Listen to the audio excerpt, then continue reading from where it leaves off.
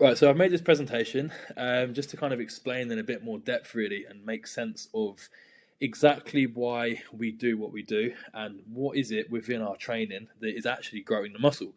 It's not just simply a case of going to the gym and moving weight around and expecting our muscles to grow.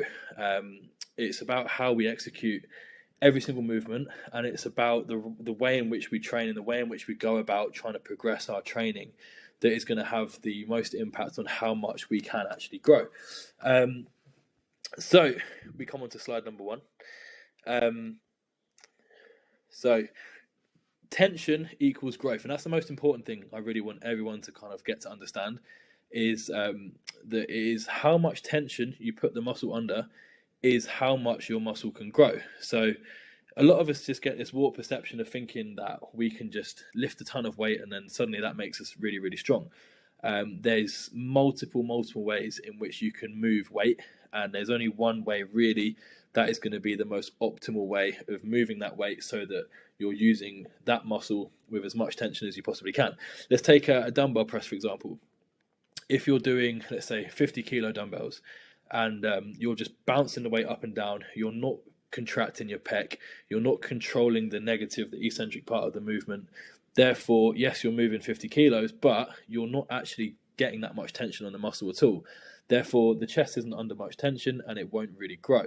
However, if you then drop the weight down to a weight that you can actually move correctly with actual control, and you're focusing on contracting the pec as you press, you're squeezing your chest muscles together, you're slowing the negatives down so that you can create tension on the eccentric, that lowering phase of the movement. You're not bouncing at the bottom, you're stopping and then squeezing again, so that you can literally make sure every single ounce of that rep has got as much tension on your chest as it possibly can. That will result in more growth than opting for the heavier weight with less tension.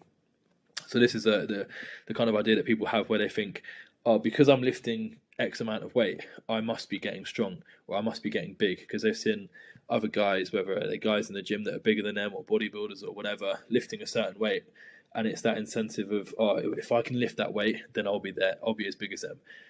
That's not right. That's incorrect, because you can lift that weight, but if you're not lifting it correctly, you won't gain any muscle.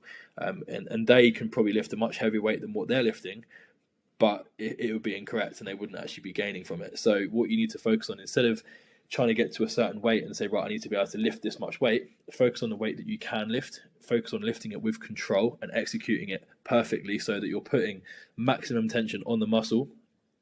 And then as you do that week in, week out, you can then start progressing those lifts and getting stronger and stronger until eventually you're lifting that weight that you attempted in the past, but now you're doing it with perfect control and putting as much tension on the muscle as you can. So progressive overload, which brings me on to the third slide, which is probably, it's a term that most of us have heard. And progressive overload effectively is what drives hypertrophy. Hypertrophy terminology for building muscle. So progressive overload, what does that mean? So progressive overload is essentially every time that you're going to the gym, you're always making sure that you're trying to progress all of your lifts across the board, whether you're progressing it in weight, in reps, or in the quality of the rep, so in technique. And if you're just going to the gym week in, week out, lifting the same weight for the same amount of reps, with the same amount of tension, the same amount of form, the same type of form, week in, week out, eventually your body will get used to it and you won't really get much more growth out of it. You have to keep essentially shocking your body with a new stimulus every time you go to the gym, which will result in new growth.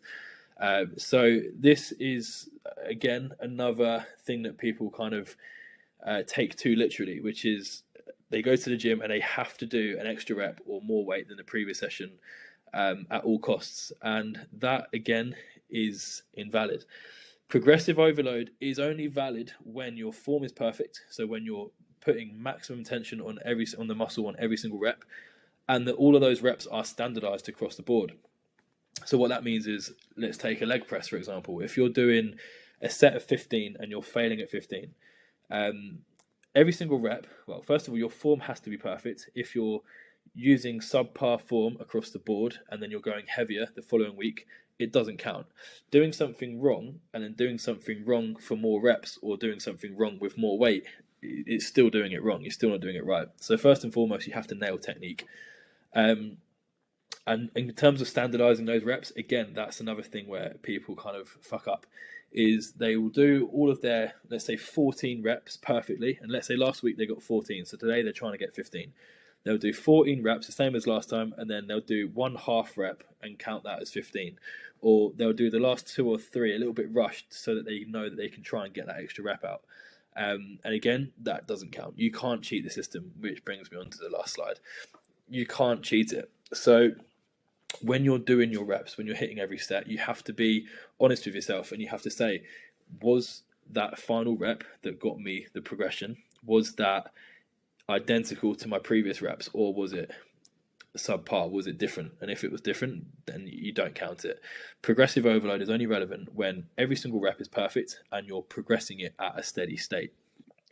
So the final thing I want to kind of leave with as well is the most, pretty much the most important aspect of all this is you have to train to failure.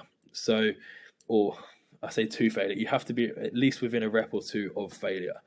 And again, there's studies that show that the amount of muscular tension that you produce on those final 2 or 3 reps before failure and at failure, that's where all the growth really tends to happen. The reps leading up to that aren't essentially that effective. The effective reps are those ones that are just before and at failure.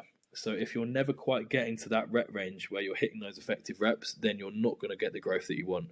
So that's all the kind of key things to focus on here. First of all, obviously, make sure your technique is perfect so that you're putting the muscle under maximum tension.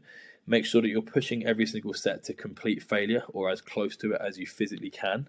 And then make sure that you're progressing all of those lifts with perfect form and standardized reps across the board. If you do all of those things week in, week out, and make sure that you are obviously tracking your lifts, making sure that you're going in the right direction, then you will grow.